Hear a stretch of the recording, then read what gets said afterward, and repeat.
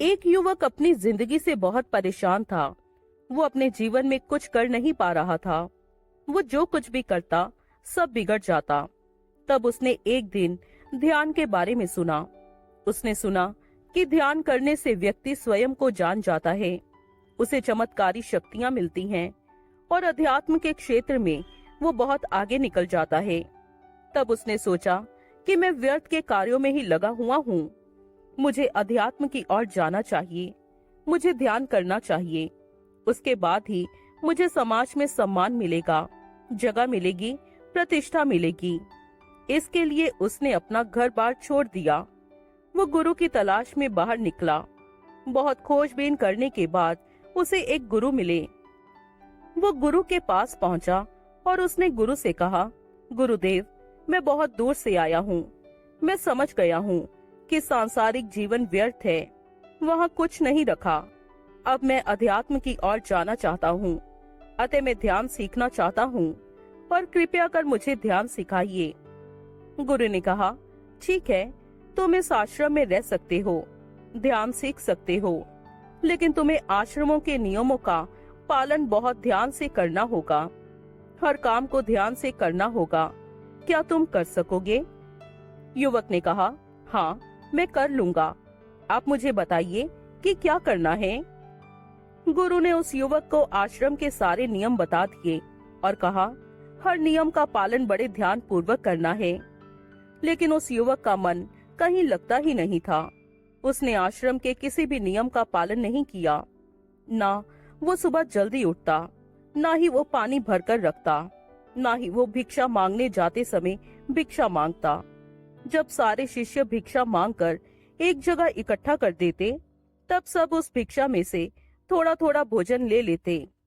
कुछ दिन तो ऐसा ही चलता रहा, लेकिन एक दिन बाकी शिष्यों ने गुरु से उस युवक की शिकायत कर दी। गुरु ने उस युवक को बुलाया और कहा, अगर तुम नियमों का पालन नहीं करोगे तो तुम्हें आश्रम से निकाल दिया जाएगा। गुरु की ये बात सुनकर वो युवक अगले दिन से समय पर उठा। उसने आश्रम में साफ सफाई की, पानी भरकर रखा, भिक्षा मांगने आया। कुछ दिन वो ठीक से कार्य करता रहा, लेकिन कुछ दिन बाद उसने फिर से वही काम शुरू कर दिए। ना वो समय पर उठता, ना ठीक से सफाई करता। पानी के कई घड़े उसने फोड़ दिए। वो भिक्षा मांगने जाता तो कहीं जाकर सो जाता और वापस खाली हाथ फिर आ जाता। एक दिन भिक्षा मांगते समय उसकी नजर एक सुंदर युवती पर पड़ी। उसे देखकर वो उस पर आसक्त हो गया। उसे लगने लगा कि सन्यासी का जीवन भी कोई जीवन है। जीवन तो वहाँ है, उस संसार में है, जहाँ सब सुख भोगे जाते हैं। मैं यहाँ व्यर्थ ही अपना जीवन बर्बाद कर रहा हूँ। मुझे वापस लौट जाना चाहिए। ये सोचकर वो गुरु के पास गया और गुरु से कहा, गुरुदेव, मैं आपके पास ध्यान सीखने आया था ताकि मैं अपने आप को जान सकूं, पहचान सकूं। लेकिन आपने मुझे अभी तक ध्यान का कुछ भी नहीं बताया। अब ये सन्यासी का जीवन भी मुझे व्यर्थ लग रहा है। मैं अब यहाँ से जाना चाहता हूँ। ध्यान वगैरह करने में कुछ नहीं रखा। अब मैं सन्यासी बनकर अपना जीवन बर्बाद नहीं करना चाहता, अतः मुझे आज्ञा दीजिए। गुरु मुस्कुराए और गुरु ने कहा, ठीक है, तुम जा सकते हो, लेकिन अपने जीवन को ध्यान पूर्वक जीना नहीं तो तुम कभी सफल नहीं हो पाओगे। वो युवक वहां से चला गया। एक दिन वो गुरु अपने शिष्यों के साथ कहीं जा रहे थे। तब गुरु ने देखा कि सिपाही एक युवक को जंजीरों में बांध कर ले जा रहे थे। गुरु ने ध्यान से देखा तो पता चला कि ये वही युवक था जो उनका शिष्य था। युवक ने जैसे ही अपने गुरु को देखा, वो जोर से चिल्लाया, गुरुदेव, बचा लीजिए, ये मेरे हाथ काट देने वाले हैं। गुरु युवक के पास आए और कहा, तुमने क्या किया है? युवक ने कहा, गुरुदेव, मेरे सारे काम बिगड़ जाते हैं। मैंने एक युवती से शादी की, खर्चे बढ़ गए और मैंने काम करना शुरू किया। मेरे सारे काम बर्बाद हो गए। खर्चा पूरा नहीं हो पा रहा था तो मैंने चोरी की, वो भी नहीं हो पाई और मैं पकड़ा गया। राजा ने मेरे हाथ काट देने का आदेश दिया है, कृपया कुछ कीजिए।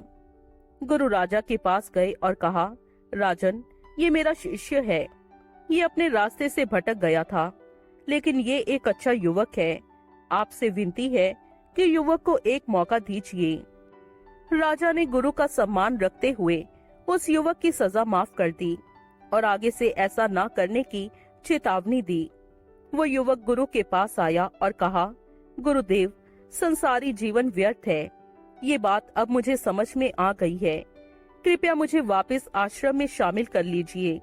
मैं पुनः सन्यासी होकर ध्यान करना चाहता हूँ और खुद को जानना चाहता हूँ। गुरु ने कहा, तुम कोई भी जीवन जियो, सांसारिक या सन्यासी का, तुम्हें दोनों ही जीवन में दुख भोगने ही होंगे, क्योंकि तुम्हारे जीवन में ध्यान नहीं है। युवक ने कहा, गुरुदेव, मैंने तो अभी ध्यान सीखा ही नहीं है। सांसारिक जीवन में ध्यान का क्या महत्व है? गुरु ने कहा, ध्यान संसारी का या सन्यासी का नहीं होता। ध्यान ध्यान होता है। इसका उपयोग कोई भी कर सकता है, जैसे चाहे वैसे कर सकता है। सन्यासी खुद को जानने में इसका उपयोग कर सकता है। संसारी धन कमाने में, समझ बढ़ाने में, रचनात्मक कार्यों को करने में या किसी भी मुसीबत से निकल जाने में इसका उपयोग कर सकता है। तुमने चोरी ध्यान से नहीं की थी, इसीलिए पकड़े गए। तुमने बाकी काम भी ध्यान से नहीं किए थे, इसलिए सब बर्बाद हो गए।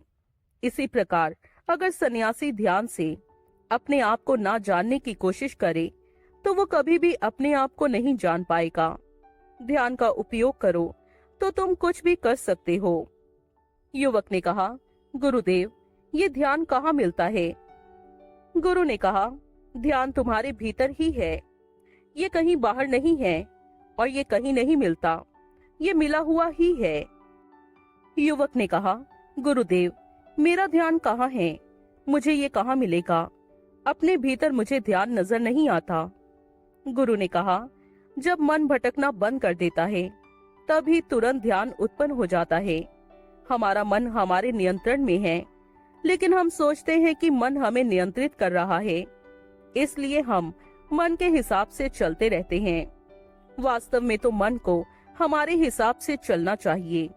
जब तुम कोई काम करते हो तो केवल उस काम में समर्पित हो जाओ। मन इधर उधर भागेगा, पर तुम अपना पूरा ध्यान उस काम पर ही रखना और तुरंत ही उस काम के लिए तुम्हारा ध्यान उत्पन्न हो जाएगा। और एक बार तुमने ध्यान से काम किया तो काम अवश्य पूरा होगा। युवक ने कहा, गुरुदेव, मैं अभी भी नहीं समझा। ध्यान तो आध्यात्म की ओर ले जाता है, ये सांसारिक जीवन में कैसे काम करता है?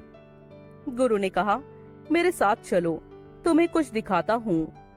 गुरु उस युवक को एक नदी किनारे ले गए और कहा, अभी इंतजार करो। कुछ समय पश्चात एक बगुला वहाँ पर आया और नदी के किनारे पर एक पैर उठाकर बड़े ध्यान से खड़ा हो गया। गुरु ने कहा, देखो उस बगुले को, किस प्रकार एक पैर उठाकर बड़े ध्यान से वो अपने भोजन की तैयारी कर रहा है। बहुत देर तक वो बगुला ऐसे ही खड़ा रहा और अचानक उसने अपनी चोंच पानी में डाली और एक मछली उठाकर उड़ गया। गुरु ने कहा, ये बगुला कभी अपने मकसद में नाकाम नहीं होता, क्योंकि इसका ध्यान इसके साथ है। ये ध्यान से काम करता है। युवक ने कहा, गुरुदेव, मैं आपकी बात कुछ समझ रहा हूँ। क्या आप मुझे एक और उदाहरण दे सकते हैं? गुरु ने कहा, उस पेड़ पर देखो, एक कौवा बैठा है।